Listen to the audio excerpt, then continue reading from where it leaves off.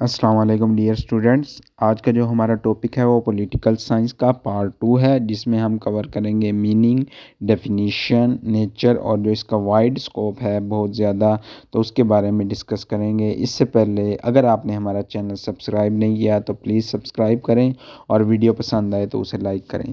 चलते हैं अपने वीडियो की जानिब। पॉलिटिकल साइंस क्या है? Human knowledge is basically divided into two extensive categories. जो इंसान का नॉलेज है, बेसिक नॉलेज, वो वैसे तो बहुत सी डिवीजन्स हैं इसकी, लेकिन जो बेसिक टर्म्स हैं वो हम दो कहते हैं, दो कैटेगरीज में डिवाइड होता है। एक होता है नेचुरल साइंस और दूसरे क्या है, सोशल साइंस। तो नेचुरल साइंस में हमारे पास क्या क्या चीज़ें आ जाती हैं? बायो है, केमिस्ट्री, फिज़िक्स, साइंस के रिलेटेड चीज़ें आ जाती हैं, जियोलॉजी वगैरह। जबकि सोशल साइंस में हमारे पास क्या आ जाती है? फ़िलासफ़ी आ जाती है, हिस्ट्री आ जाती है, पॉलिटिकल साइंस, सोशियोलॉजी, इकोनॉमिक्स वगैरह। ये सारी किसके अंदर कैटेगराइज़ हैं? ये सारी सोशल साइंस के अंदर कैटेगराइज़ हैं। तो पॉलिटिकल साइंस क्या है, यानी कि इसका जो डिवीजन्स हैं वो किस में होती हैं? दो डिवीजन्स, नेचुरल और सोशल साइंस। नेचुरल में हम जो साइंसेस पढ़ते हैं, बायो, केमिस्ट्री, फिज़िक्स, वो आ जाती हैं, और सोशल में हमारे पास बाकी चीज़ें आ जाती हैं, फ़िलासफ़ी, इकोनॉमिक्स वगैरह, सोशियोलॉजी वगैरह। नेक्स्ट हमारे पास मीनिंग क्या होता है? पॉलिटिकल साइंस क्या है? एक कॉम्बिनेशन है, दो वर्ड से मिलकर बना है। एक हमारे पास आता है पॉलिटिकल और दूसरा क्या है, साइंस। पॉलिटिकल साइंस दो लफ्ज़ है, एक का मतलब है एक पॉलिटिकल, दूसरा साइंस है। पॉलिटिकल रेफर करता है पावर को या फिर अथॉरिटी को, यानी कि जब भी पावर की बात होगी तो मतलब पॉलिटिक्स में बेसिकली क्या बात होती है? अथॉरिटी और पावर ही तो होती है। That is why everything related to power and authority is political. कोई भी चीज़ है अगर वो पावर और अथॉरिटी से रिलेट कर रही है तो वो सारी किसके अंदर आएगी? पॉलिटिकल के अंदर आएगी। मिसाल के तौर पर तमाम इंस्टीट्यूशंस वगैरह हो गए, स्टेट, गवर्नमेंट, जुडिशरी, पार्लियामेंट। अब ये तो हमारे पास है पावर्स। जब प्रेशर ग्रुप में ये सारी अथॉरिटी है, सच जो ऊपर वाली है वो अथॉरिटी है, जो नीचे प्रेशर ग्रुप्स, ये क्या है हमारे पास? ये पावर में आ जाते हैं, पॉलिटिकल पार्टी वगैरह। जो लीगल पावर होती है उसे अथॉरिटी कहते हैं। अथॉरिटी भी पावर की ही एक टर्म है, लेकिन जो अथॉरिटी होती है उसमें डिफरेंस ये है अथॉरिटी और पावर में। जो अथॉरिटी होती है वो लीगल टर्म है पावर की, जबकि जो पावर होती है इटसेल्फ वो लीगल भी हो सकती है और इलीगल भी हो सकती है। दूसरा वर्ड है हमारे पास इंग्लिश वर्ड साइंस, जो किससे निकला है? लैटिन वर्ड से निकला है, साइंटिया। लैटिन मतलब लातीनी ज़बान से, विच मीन्स नॉलेज, जिसका मतलब क्या है? Knowledge. Which is acquired by systematic study. जब भी कोई हम सिस्टमेटिक स्टडी करते हैं, नॉलेज हासिल करते हैं, चीज़ों को ऑब्ज़र्व वगैरह करते हैं, तो वो होता है साइंस। अब नेक्स्ट हमारे पास डेफिनेशन है। Political science can be defined as, political science is a part of social science. हमने पढ़ा है सोशल साइंस और नेचुरल साइंस में क्या डिफरेंस है। तो पॉलिटिकल साइंस हमारे किस में आती है? सोशल साइंसेज में आती है, जो किसके साथ डील करती है? पॉलिटिकल प्रॉब्लम्स क्या हैं ह्यूमन बींग्स की। और subject of matter of political science are political institutions.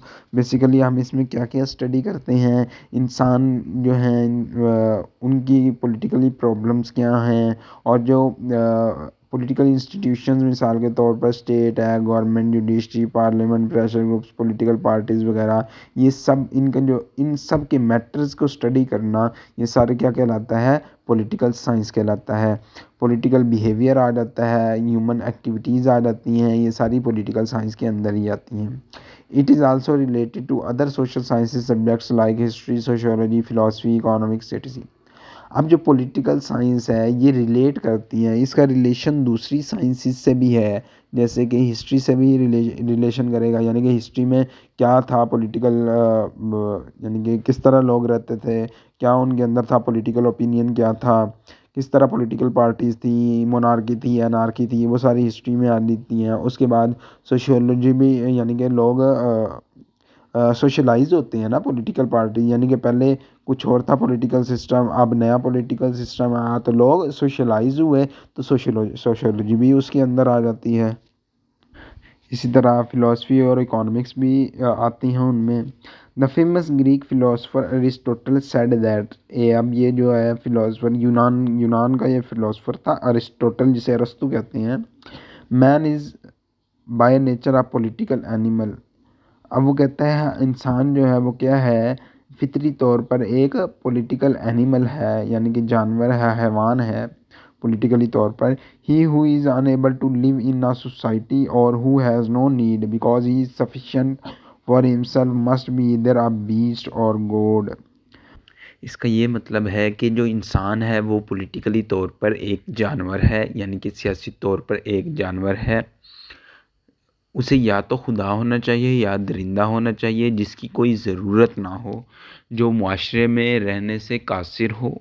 ठीक है, इसका ये मतलब बनता है यानी कि या तो उसे दरिंदा होना चाहिए या फिर उसे खुदा होना चाहिए जिसकी कोई ज़रूरत ही ना हो। तो ये कहना था अरस्तू का, अरिस्टोटल का। नेक्स्ट हमारे पास है nature of political science. Political science की नेचर क्या है? सबसे पहले तो ये एक सोशल साइंस है, ये हमें पता है। आगे है not mere institution of governance but also helps to attain societal goals. ये ना सिर्फ यानी कि जो गवर्नमेंट के इंस्टीट्यूशन हो उसके मुतल्लिक हमें बताती है, उसके मुतल्लिक स्टडी है, बल्कि क्या होता है यानी कि हमारे जो सोसाइटी में रहने के जो गोल्स होते हैं उन्हें हासिल करने में भी मदद करती है पॉलिटिकल साइंस, कि हमारी सोसाइटल गोल्स क्या हैं, हम उन्हें किस तरह हासिल कर सकते हैं, अचीव कर सकते हैं। उसके बाद स्टडी ऑफ स्टेट। स्टेट की स्टडी आ जाती है, वो भले पास्ट में हो, प्रेजेंट में हो या फ्यूचर में हो। पास्ट में हो तो हमारे पास वो हिस्ट्री में चला जाता है, तो इसका रिलेट हिस्ट्री से बन जाता है। प्रेजेंट में भी और फ्यूचर में भी हम इसकी स्टडी करते हैं। उसके बाद include political institutions, organisations, process. इसमें क्या आ जाते हैं, पॉलिटिकल इंस्टीट्यूशंस क्या होते हैं, वो किस तरह वजूद में आते हैं, ऑर्गेनाइजेशंस क्या होती हैं, उनका प्रोसेस क्या होता है, किस तरह वजूद में आती हैं, उस सारे की हम स्टडी करते हैं नेचर की, पॉलिटिकल साइंस की नेचर की। नेक्स्ट जो हमारे पास है, इसका स्कोप क्या होता है पॉलिटिकल साइंस का। जो स्कोप है पॉलिटिकल साइंस का, इसे दो चीज़ों में डिवाइड किया जाता है। इसकी दो डिवीजन्स हैं, दो कैटेगरीज हैं। एक है स्टेट सेंट्रिक और दूसरा है नॉन स्टेट सेंट्रिक। इनमें क्या डिफरेंस है देखते हैं। स्टेट सेंट्रिक क्या होता है? The state is the ultimate expression of socialised life. यानी कि स्टेट क्या है, हमारे जो सामने साफ साफ नज़र आता है कि जो सोशलाइज्ड लाइफ होती है वो क्या होती है, स्टेट सेंट्रिक होती है। People's political life revolves around the state. अब जो लोगों की ज़िंदगी है वो किसके गिर्द घूम रही है, सारी स्टेट के गिर्द ही तो घूम रही है। तो वो क्या रहती हैं, लोगों की सारी ज़िंदगी स्टेट के गिर्द घूमती है, जिसके नतीजे में क्या होता है, the personality of socialised people develops and peaceful social life is possible. अब जिसके नतीजे में क्या होता है, जो लोगों की पर्सनैलिटी होती है वो क्या हो जाती है, वो आहिस्ते आहिस्ते सोशलाइज्ड हो जाती है। लोग रहना सीख लेते हैं, सोशलाइज्ड करते हैं खुद को डिवेल्प करते हैं और सोशल लाइफ में यानी कि सुकून के साथ रहते हैं। एडजस्टमेंट हो जाती है उन्हें सारे प्रोसेस से गुजरने के बाद। जब वो सारी सोशलाइजेशन उनके अंदर आ जाती है तो फिर क्या होता है, वो सोशल लाइफ गुजारते हैं और बड़े सुकून के साथ रहते हैं। So there is no doubt that the state is the central subject of political science. ये हमने पहले भी है जो पिछले लेक्चर में उसमें भी ये बात आई थी कि जो स्टेट है वो क्या है, सेंट्रल सब्जेक्ट है पॉलिटिकल साइंस का। जो पॉलिटिकल साइंस का सेंट्रल सब्जेक्ट है क्या, वो स्टेट है। उसके बाद पावर अथॉरिटी आ जाती है। स्टडी ऑफ गवर्नमेंट पढ़ते हैं हम स्टेट सेंट्रिक के अंदर। कहते हैं this state was again embodied through the government. अब ये जो स्टेट है ये किस तरह वजूद में आती है, ये जो बनती है गवर्नमेंट के ज़रिए स्टेट होती है, गवर्नमेंट होगी क्योंकि गवर्नमेंट एक इसेंशियल एलिमेंट है स्टेट का। इसलिए the state can not be imagined without government. State का तसव्वुर ही नहीं कायम हो सकता गवर्नमेंट के बगैर। गवर्नमेंट होगी तो स्टेट होगी, नहीं तो स्टेट भी नहीं होगी। State fulfilled it's goals through the government. State अपने सारे गोल किसके ज़रिए पूरे करती है, गवर्नमेंट के ज़रिए ही तो पूरे करती है स्टेट अपने सारे goals. So the discussion of the state as well as the government becomes necessary. इसलिए जब भी स्टेट की बात होगी तो साथ में गवर्नमेंट की बात लाजमी होगी क्योंकि इसका इसेंशियल एलिमेंट है गवर्नमेंट। दूसरा पॉइंट हमारे पास study of history of state. Study करते हैं हम हिस्ट्री, स्टेट की हिस्ट्री की। The idea of the present state remains incomplete. जो आइडिया है मौजूदा स्टेट का ये इनकम्प्लीट होगा अगर हम हिस्ट्री को स्टडी नहीं करेंगे। स्टेट की जो हिस्ट्री है उसको स्टडी नहीं करेंगे तो मौजूदा जो हमारे पास है स्टेट वो मुकम्मल तौर पर डिफाइन नहीं हो सकती। In the context of the past and present discussion of state, it is necessary to see how this institution evolved from past to the present. अगर हमारे पास हिस्ट्री की स्टडी नहीं होगी तो हमें कैसे पता चलेगा कि जो ये इंस्टीट्यूशन हैं ये किस तरह इवॉल्व हुए हैं, किस तरह इनकी एवोल्यूशन हुई है पास्ट से प्रेजेंट में। क्योंकि पहले मोनार्की अनार्की था, हमें पता है उसके बारे में, इसलिए तो हमें पता चला कि किस तरह आहिस्ता आहिस्ता लोगों में शऊर आया, तो वो खुद डेवलप हुए, सोशलाइज्ड हुए, तो फिर पॉलिटिकल पार्टीज़ का कॉन्सेप्ट आया, तो मोनार्की ख़त्म हो गई। अब तो खैर दुनिया में बहुत से कम इलाके हैं जहाँ मोनार्की है, नहीं तो मोस्टली ख़त्म हो चुकी है। ज़्यादातर पॉलिटिकल पार्टीज़ हैं और डेमोक्रेसी का दौर है। इसके बाद नेक्स्ट पॉइंट है हमारे पास स्टडी ऑफ लॉज आता है स्टेट सेंट्रिक में। In addition to state and government laws enacted by the government are also included in the discussion of political science. Political science जब भी हम स्टडी करेंगे तो हम लॉज का ज़रूर जिक्र करेंगे। क्यों? क्योंकि जो गवर्नमेंट होती है वो लॉज को इम्प्लीमेंट करती है ताकि लॉ एंड ऑर्डर को मेंटेन कर सके। लॉ एंड ऑर्डर को मेंटेन कर सकते, अमन व अमान की सूरत हाल को बरकरार रखने में लॉज बहुत ज़्यादा कारआमद साबित होते हैं, बहुत ज़्यादा फ़ायदेमंद होते हैं। तो वो लाजमी शामिल करने हैं हमने जब भी पॉलिटिकल साइंस की डिस्कशन करनी है। That government enacts laws on behalf of the state and administrators government and maintains peace. ये वही बात है कि जो गवर्नमेंट होती है वो लॉज इम्प्लीमेंट करती है स्टेट पर, और जो होती हैं गवर्नेंस गवर्नमेंट होती है, एडमिनिस्ट्रेटर गवर्नमेंट, उन पर भी इम्प्लीमेंट होते हैं ताकि अमन व अमान कायम किया जा सके। सो the discussion of law is another matter of political science. अच्छा, अब लॉ की डिस्कशन एक अलग मैटर है, लेकिन जब गवर्नमेंट जो लॉज इम्प्लीमेंट करती है वो पॉलिटिकल साइंस के अंदर ही आएगा। वो हमने इसे हल्का सा टच दिया है लॉ को इधर, कि लॉ की स्टडी यानी पॉलिटिकल साइंस में ज़रूरी है। तो नेक्स्ट है हमारे पास study of international relation and international laws. हाँ, ये भी हम हैं, ये पॉलिटिकल साइंस में बात होती है। इंटरनेशनल रिलेशंस भी लाजमी स्टडी किए जाते हैं और इंटरनेशनल लॉज क्या क्या हैं उनकी भी स्टडी की जाती है। At present the interaction between the citizen and the state is influenced by multiple issues. आज के दौर में क्या है, जो शहरी हैं और जो स्टेट है वो क्या है, उनमें मल्टीपल इशूज़, बहुत ज़्यादा सारे इशूज़ पाए जाते हैं। ठीक है, वो उनसे इफ़ेक्ट हो रही हैं। The flow of international events effects national life. देखिए जो है ना, इंटरनेशनल इवेंट्स वो नेशनल लाइफ पे किस तरह इम्पेक्ट डालते हैं। मिसाल के तौर पर कोई भी इंटरनेशनल रिलेशंस हैं, उनके साथ हमारी इकॉनमिक एग्रीमेंट्स होते हैं, ट्रेड एग्रीमेंट्स होते हैं, मुख्तलिफ एग्रीमेंट्स होते हैं। अगर किसी मुल्क के साथ हालात ख़राब हो जाएँ, यानी कि हमारे रिलेशन ख़राब हो जाएँ, तो वो पूरी नेशन पे इफ़ेक्ट पड़ता है ना, हर बंदे की ज़िंदगी पर इफ़ेक्ट पड़ता है। तो इस तरह इंटरनेशनल रिलेशन की स्टडी बहुत ज़्यादा ज़रूरी होती है। उसके बाद so it also deals with the international relation and international laws, बहुत ज़्यादा ज़रूरी होते हैं। It includes international organisation like, अब देखिए यूएनओ है, यूएनओ में इंटरनेशनल लॉज इंप्लीमेंट होते हैं। इंटरनेशनल मॉनेटरी फंड आईएमएफ पे भी इंटरनेशनल लॉज ही तो हैं जो इम्प्लीमेंट हो रहे हैं, और वर्ल्ड बैंक भी इंटरनेशनल है। ये सारी इंटरनेशनल ऑर्गेनाइजेशंस हैं, तो इंटरनेशनल ऑर्गेनाइजेशंस के लिए हमें इंटरनेशनल लॉज की स्टडी करनी पड़ती है। अब नेक्स्ट जो हमारे पास है वो नॉन स्टेट सेंट्रिक, इस पर हम डिस्कस करेंगे ये क्या होती है। Modern political scientist think that at present political science deals not only with the state but with the non governmental organisations, individuals और groups of political activities and pressure groups. अब वो कहते हैं कि जो स्टेट है ना, स्टेट में सिर्फ गवर्नमेंट की स्टडी नहीं की जाती, बल्कि नॉन गवर्नमेंटल ऑर्गेनाइजेशंस की भी स्टडी की जाती है।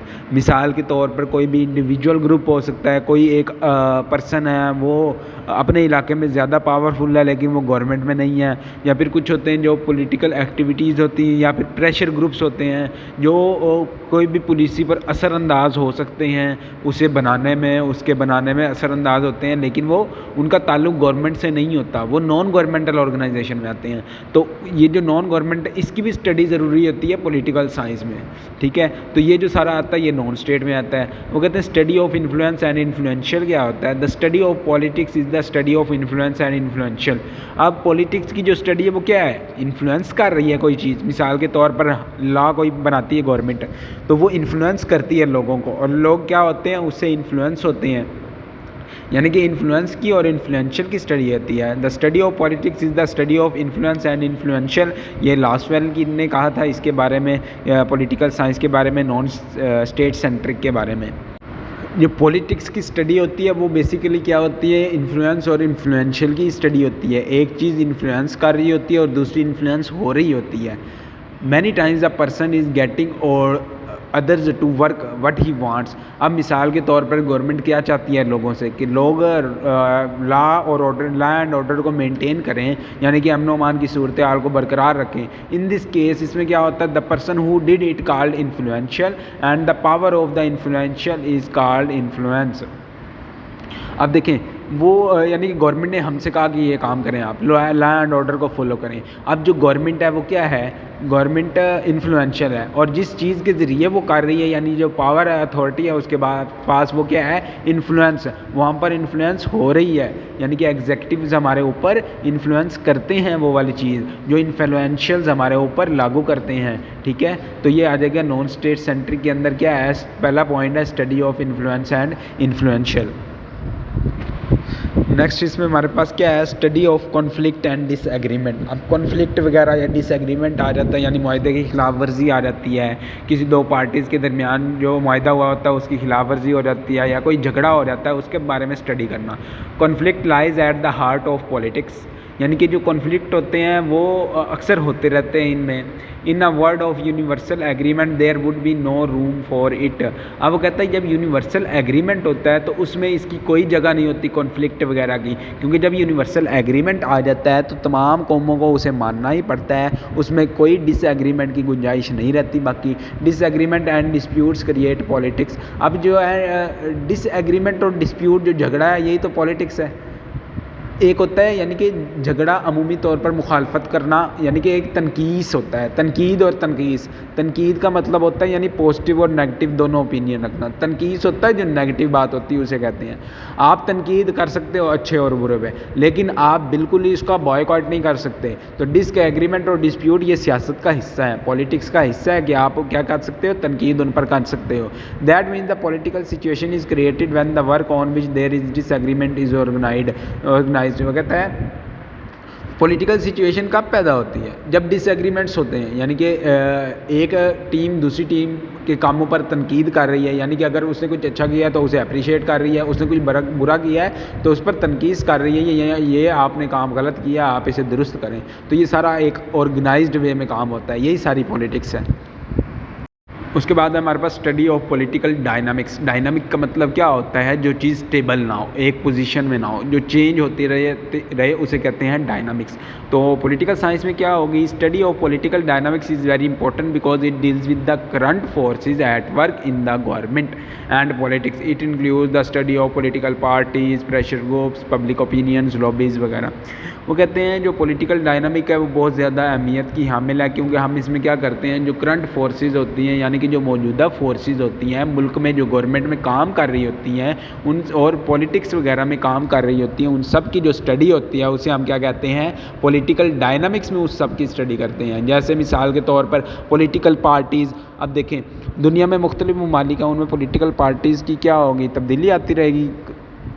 कभी एक पार्टी की गवर्नमेंट है तो कभी दूसरी पार्टी की गवर्नमेंट है। इसी तरह जो प्रेशर ग्रुप्स होते हैं, बाज़ औक़ात प्रेशर ग्रुप्स जो गवर्नमेंट है उसके साथ होते हैं, बाज़ औक़ात अपोजिशन के साथ होते हैं। फिर पब्लिक ओपिनियन भी चेंज होते रहते हैं और मुख्तलिफ लॉबीज़ भी चेंज होती रहती हैं। ये सारा डायनामिकल सिस्टम है, यानी कि पॉलिटिकल डायनामिक्स है। हर चीज़ कभी भी यानी कि एक ही पार्टी है अगर तो असल डेमोक्रेसी है, तो फिर एक ही पार्टी की गवर्नमेंट नहीं रहती। बाज़ औक़ात होता है यानी कि कुछ चंद सालों बाद पार्टी चेंज हो जाती है, कभी दूसरी पार्टी की गवर्नमेंट आ जाती है। इस तरह सारे पॉलिटिकल डायनामिक्स में बढ़ेंगे। अब होता है इंपॉर्टेंस ऑफ पॉलिटिक्स। क्या है importance of political system? The study of political science is very important और significant in this socio economic political society. कहते हैं जो पॉलिटिकल साइंस है उसकी स्टडी बहुत ज़्यादा अहमियत की हामिल है, बहुत ज़्यादा अहमियत रखती है। किस में?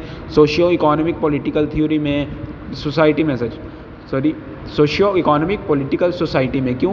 क्योंकि जो सोसाइटी है उसमें क्या है, पॉलिटिक्स भी है, और जो पॉलिटिकल इंस्टीट्यूट्स हैं वो इकोनॉमी को भी स्टेबल करते हैं, और जो लोग होते हैं उनसे जुड़े हुए हैं, आहिस्ता आहिस्ता उनकी सोशलाइजेशन भी होती है। तो ये सारी तीनों टर्म एक दूसरे से रिलेट कर रही होती हैं। By studying it people can know how and why the state is organised. लोगों को पता चले कि स्टेट क्यों ऑर्गेनाइज की गई, किस लिए की गई, किस फ़ायदे के लिए की गई, उनके किस काम के लिए की गई, and why it's constitution is justified, और क्यों इसकी जो कॉन्स्टिट्यूशन है उसकी वजाहत की गई, उसे जस्टिफाई किया गया, लोगों के सामने उन्हें दिखाया गया कि इसमें आपके लिए क्या क्या हकूक़ रखे गए हैं, इसलिए स्टेट ऑर्गेनाइज की गई है। It makes people more conscious about their rights and duties. अब जो कॉन्स्टिट्यूशन है उसमें क्या है, लोगों के हकूक़ बताए गए हैं उन्हें, और उनके फ़राइज़ भी बताए गए हैं कि अगर आपके ये राइट्स हैं तो आप पर कुछ ड्यूटीज़ भी इम्प्लीमेंट होती हैं जो आपने फुलफ़िल करना है, जिन्हें आपने पूरा करना है, तो आपको उसके हकूक़ मिलेंगे, उसके बदले हकूक़ दिए जा रहे हैं, तो आप कुछ फ़र्ज़ अदा करें। Those who know political science always take useful part in social and political affairs। अब लोगों को पता चलता है कि जो पॉलिटिकल साइंस है ये हमेशा क्या करती है, अपना एक मखसूस पार्ट प्ले करती है, यानी कि अपना एक जो होता है ना यूज़फुल पार्ट प्ले करती है सोशल में और पॉलिटिकल अफेयर्स में, यानी कि सोसाइटी लेवल पर भी अपना मुफीद पार्ट हिस्सा अदा करती है, और पॉलिटिकल लेवल पर भी जो पॉलिटिकल अफेयर्स होते हैं उनमें भी बहुत अच्छा पार्ट प्ले करती है पॉलिटिकल साइंस। अब आ गया हमारे पास अंडरस्टैंड सिटीज़नशिप।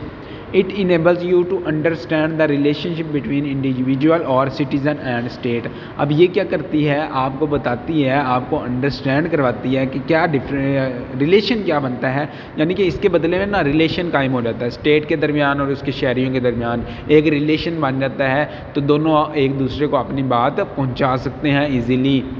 उसके बाद आता है citizen participates in the decision making process of government in the name of election and forms the government under which they are governed.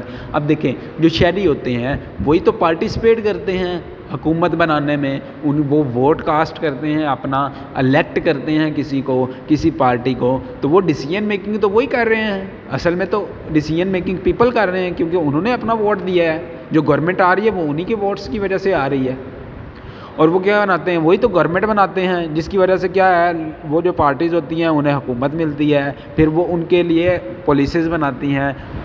यही तो है democracy, government of the people, for the people and by the people, यानी कि हुकूमत भी लोगों के ही ज़रिए से आएगी। ठीक है, तो गवर्नमेंट जो है वो क्या है, लोगों की गवर्नमेंट होगी और लोगों के ज़रिए से ही आएगी और लोगों के लिए ही काम करेगी। तो ये होता है, यानी कि हम इसमें सिटीज़नशिप को अंडरस्टैंड करते हैं कि क्या होती है सिटीज़नशिप। हम पॉलिटिकल साइंस की इम्पोर्टेंस के बारे में बात कर रहे हैं, ये हमारा दूसरा पॉइंट है। No political thoughts and ideas of the eminent political thinkers. जो अहम हमारे पास पॉलिटिकल थिंकर्स हैं उनके पॉलिटिकल थॉट्स क्या थे, उनके क्या आइडियाज़ थे, उनके बारे में हम जानते हैं। We are influenced by the ideas of political thinkers like Plato, Aristotle, Hobbes, Karl Marx etc. अब देखिए, हम सारे हमने क्या लिया हुआ, उनका इन्फ्लुएंस लिया है, हम सब उनसे इन्फ्लुएंस हुए हैं, हमें उनके आइडियाज़ का कुछ ना कुछ इम्पैक्ट पड़ा है हमारे ऊपर, उन पॉलिटिकल थिंकर्स का। जैसे हमारे पास अफलातून है, प्लेटो अफलातून हो गया, अरस्तू है, उसके बाद होब्स है, कार्ल मार्क्स है, तो ये सारे क्या हैं, इन्होंने अपने आइडियाज़ दिए थे, ये पॉलिटिकल थिंकर्स थे, तो इन सब का इन्फ्लुएंस हमारे ऊपर हुआ है। And it haves to understand the present political problem. और ये हमें क्या बताता है, ये समझने में मदद करता है कि हमारी जो मौजूदा मुश्किलात हैं, पॉलिटिकल प्रॉब्लम्स हैं, वो क्या हैं, क्या, और हम किस तरह, यानी कि ये हमें उसके बारे में मदद देता है कि हम उसे समझ सकते हैं एंड और उसके मुताबिक हम उसका सोल्यूशन भी फाइंड कर सकते हैं, उसका सोल्यूशन भी पता लगा सकते हैं कि उसे किस तरह सॉल्व किया जाए, क्या स्ट्रेटजीज़ अपनानी चाहिए उन्हें सॉल्व करने के लिए, उसके बारे में भी हमें पता चलता है। तीसरा पॉइंट है make citizen conscious of their rights and duties. तो लोगों को उनके हकूक़ के बारे में ही तो पता चलता है। इंपॉर्टेंस क्या है पॉलिटिकल साइंस की, लोगों को उनके हकूक़ के बारे में पता चलता है, उनके राइट्स क्या हैं और उसके बदले में उनकी ड्यूटीज़ क्या हैं। अच्छा, तो I have already said that it allows us to understand our rights and duties in society we live. Rights are the most important aspects of any individual. हम, यानी कि मैं आपको ये बता चुका हूँ कि जो राइट्स और ड्यूटीज़ हैं, ये पॉलिटिकल साइंस हमें मदद देती है इसे समझने में। ये जो पॉलिटिकल थिंकर्स हैं, इनके जो आइडियाज़ हैं, इनके ज़रिए हमें पता चलता है। तो राइट्स क्या हैं, सबसे अहम एस्पेक्ट जो है किसी भी इंडिविजुअल का, जो इंडिविजुअल को किसी चीज़ से कंसर्न होता है तो वो उसे उस अपने हकूक़ से कंसर्न होता है, यानी वो उसे उसके हकूक़ दिए जाने चाहिए। वो ये कहता है कि मुझे मेरा हक जो है वो मुझे मिले, लाजमन मिले, मुझे कुछ फ़राइज़ भी अदा करने पड़े, मैं करता हूँ फ़राइज़ अदा, लेकिन मुझे उसके हकूक़ तो दो। जैसे लोग कहते हैं हम टैक्स अदा करते हैं, हम करेंगे टैक्स अदा, लेकिन वो टैक्स हमें नज़र तो आए, हमारे लिए तो हो, हमारे लिए कुछ काम करें हुकूमत, तो हम टैक्स अदा करें। अगर हुकूमत काम ना करे तो फिर लोग भी बगावत करते हैं। लोग कहते हैं हम टैक्स क्यों दें, हमारा पैसा ज़ाया हो रहा है, हुकूमत सही जगह पैसों को इस्तेमाल नहीं कर रही। तो वो कहते हैं ये तो हमारा हक खाया जा रहा है, तो हमारा जो हक है वो हमें दो। Rights are the one which helps individual to grow in terms of their talent. अब देखें, जब किसी भी इंडिविजुअल को उसके राइट्स दिए जाएंगे तभी तो पता चलेगा उसके अंदर कितना टैलेंट है। यानी जब लोगों को मौका दिया जाएगा आगे आने का, जिसका हक है मेरिट की बेस पे, तभी तो पता चलेगा उसके अंदर कितना पोटेंशियल है, उसके अंदर कितना टैलेंट है। अगर आप वही काम करेंगे कि जो अमीर है, अमीरों के बच्चों को आगे लेकर आएंगे और जो मेरिट पे आ रहा है उसे पीछे कर देंगे, तो फिर तो आपके मुल्क का जो टैलेंट है वो दब जाएगा। तो यही तो हो रहा है हर जगह दुनिया में, ज़्यादातर ऐसा ही होता है। जो अमीर होता है, जिसके पास पावर होती है, उनके बच्चों को मौका दिया जाता है और जो मेरिट पे आ रहा होता है उसे पीछे कर दिया जाता है। Besides this it also tells citizens about their duties to society. अब इसके बरक्स क्या होता है, लोगों को उनकी ड्यूटीज़ बताई जाती हैं। हुकूमत कहती है आपकी ये ड्यूटी है कि आपने टैक्स पे करना है, तो मतलब कि पे करना है। तो ये लोगों की ड्यूटी है ना कि वो टैक्स पे करें, ठीक है। तो वो अपनी ड्यूटी पे करें, उसके बदले उन्हें हकूक़ दिए जाएंगे। आप यूरोपियन कंट्रीज़ में चले जाएँ, उनसे उनकी क्या ड्यूटी है, वो टैक्स अदा करते हैं। टैक्स चोरी बहुत बड़ा जुर्म है, उधर फांसी दे देते हैं अगर कोई टैक्स चोरी करे। तो यही तो है, लेकिन उसके बदले उन्हें हकूक़ कितने मिल रहे हैं। उन्हें उनका मेडिकल फ्री होता है, उन्हें और बहुत ज़्यादा सारे हकूक़, उन्हें कर्ज़ दिए जाते हैं। जो टैलेंट है जिसमें उसे ऊपर लाया जाता है, मेरिट पे फैसले किए जाते हैं, इंसाफ दिया जाता है। लोग इंसाफ ही तो चाहते हैं, तो उन्हें दिया जाता है, प्रोवाइड किया जाता है इंसाफ। तो उनके बदले वो क्या करते हैं, उन राइट्स उन्हें मिलते हैं और वो अपनी ड्यूटी अच्छे तरीके से अंजाम देते हैं, ड्यूटी पूरी करते हैं। अब नेक्स्ट है हमारे पास understands recent trends in the world. यानी कि जो हाल में जो ट्रेंड चले हैं दुनिया में वो क्या थे। It also allows us to understand the current trends in the world. अब जो मौजूदा ट्रेंड्स चल रहे हैं दुनिया में, क्या क्या चीज़ें चल रही हैं जदीद दौर में, उसके बारे में हमें सारा पता चलता है। ये हमें उसके बारे में समझाती है इंपॉर्टेंस पॉलिटिकल साइंस के ज़रिए। तो हमें पता चलता है कि दुनिया में क्या चल रहा है। By the study of political science we can search what is happening around us. Political science की स्टडी के ही नतीजे में ही हमें पता चलता है ना कि दुनिया में क्या चल रहा है, क्या हो रहा है। अब ये हमें पता चलता है कि ये ग्लोबलाइजेशन का ज़माना है। This is the era of globalisation and globalisation affects our daily life but how. अब ग्लोबलाइजेशन हमारी रोज़मर्रा ज़िंदगी को इफ़ेक्ट कर रही है, लेकिन कैसे। To solve this question we have to study it. अब इसी को सोल्व करने के लिए हमें इसे स्टडी करना पड़ेगा। ग्लोबलाइजेशन हमारी रोज़मर्रा की ज़िंदगी पे कैसे इफ़ेक्ट कर रही है। देखें, पूरी वर्ल्ड ग्लोबलाइजेशन में आ गई, तो ये टेलीकम्युनिकेशन ही तो है जो हमें सारी चीज़ों के बारे में खबरदार कर रहा है। पॉलिटिकल इंस्टीट्यूट के बारे में बता रहा है, ऑर्गेनाइजेशंस के बारे में बता रहा है, इंटरनेशनल रिलेशंस के बारे में हमें सारा कुछ बता रहा है। तो ये सारे क्या हैं, ये सारी इस सब की स्टडी पॉलिटिकल साइंस के अंदर ही तो सब की स्टडी आती है। अब नेक्स्ट इसमें हमारे पास है understand the role of government, political party and pressure groups. अब पॉलिटिकल साइंस की जब हम स्टडी करते हैं तो हमें पता चलता है कि गवर्नमेंट का क्या किरदार है, गवर्नमेंट का क्या रोल है, पॉलिटिकल पार्टी का क्या रोल है, और प्रेशर ग्रुप्स हैं उनका क्या रोल आता है। What should be the role of political party and how pressure groups affects the decision making process of the government. वो कहते हैं कि पॉलिटिकल पार्टी का क्या किरदार होना चाहिए, क्या रोल होना चाहिए, प्रेशर ग्रुप्स का क्या रोल होता है। अब वो प्रेशर ग्रुप्स और पॉलिटिकल पार्टीज तो गवर्नमेंट के जो प्रोसेस होते हैं, डिसीजन मेकिंग जो प्रोसेस होते हैं, वो जो डिसीजन करते हैं उन पर इफ़ेक्ट होते हैं। प्रेशर ग्रुप्स इफ़ेक्ट करते हैं पॉलिसी को। पॉलिटिकल पार्टीज़ जैसे ओपोजिशन है, जब हुकूमत कोई भी बिल लेकर आ रही है तो फिर ओपोजिशन उसे अपोज़ करती है। अगर ओपोजिशन को पहले उसे सारे बिल के बारे में बताया जाता है, सारी इन्फॉर्मेशन दी जाती है, सारी डिटेल प्रोवाइड की जाती है, अगर तो ओपोजिशन को लगे कि ये आवाम के लिए ठीक है तो फिर उस बिल को पास किया जाता है। नहीं तो ओपोजिशन और जो प्रेशर ग्रुप्स होते हैं वो अपोज़ करते हैं। जो प्रेशर ग्रुप्स होते हैं अगर उनके बेनिफिट में होता है तो वो उस बिल को पास होने देते हैं, नहीं तो उस बिल को अपोज़ करते हैं। It gives you the clear ideas of these questions that help you to understand how the government is formed।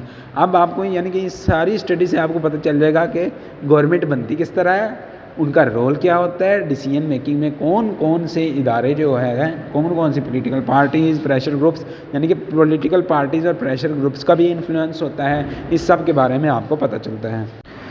अब लास्ट में हमारे पास कंक्लूजन आ जाता है। After a long discussion on meaning, nature and scope of political science, it can be concluded that it is the branch of social science in which we study about state, government, political theory, politics, political institutions, organisations, influence and influential authoritative allocation of values. अब हमने इतनी लंबी सारी discussion की है। अब इसके बाद हम ना पॉलिटिकल साइंस का एक जिस कहते हैं ना निचोड़ जो निकाला है हमने, यानी कि बिल्कुल गैदर कर ली इन्फॉर्मेशन इकट्ठी, बिल्कुल शॉर्ट फॉर्म में है। पॉलिटिकल साइंस क्या होती है?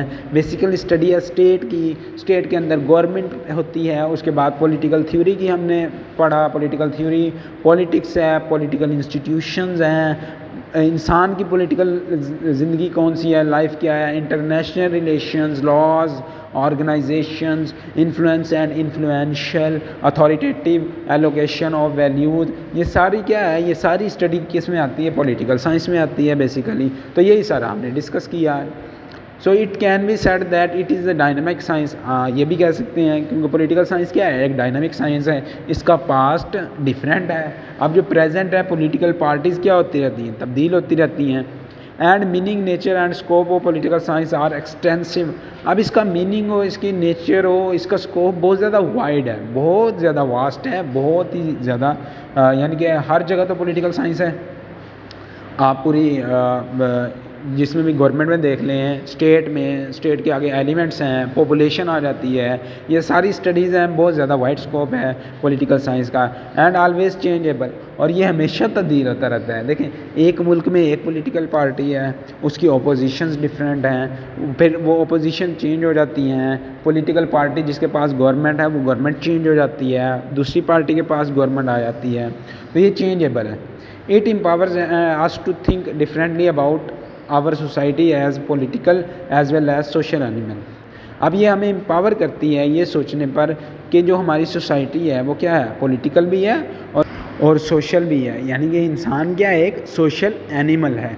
तो ये था हमारा आज का लेक्चर। अगर आपको वीडियो अच्छे लगे तो वीडियो को लाइक करें और चैनल को सब्सक्राइब करें। जल्द हाजिर होंगे आपके लिए एक नई वीडियो के साथ। तब तक के लिए अपना बहुत सारा ख्याल रखें। अल्लाह हाफिज़।